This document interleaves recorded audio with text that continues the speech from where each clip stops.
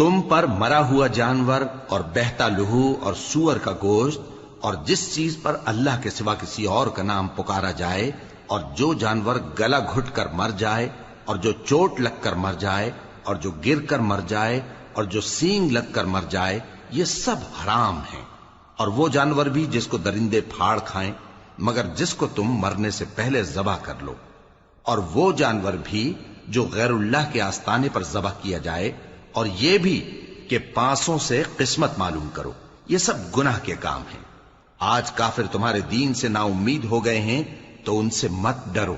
اور مجھی سے ڈرتے رہو۔ آج میں نے تمہارے لیے تمہارا دین کامل کر دیا ہے اور اپنی نعمتیں تم پر پوری کر دی اور تمہارے لیے اسلام کو بطور دین پسند کر لیا۔ ہاں، جو شخص بھوک میں ناچار ہو جائے بشرطے کہ گناہ کی طرف مائل نہ ہو تو اللہ بخشنے والا ہے، بڑا مہربان ہے۔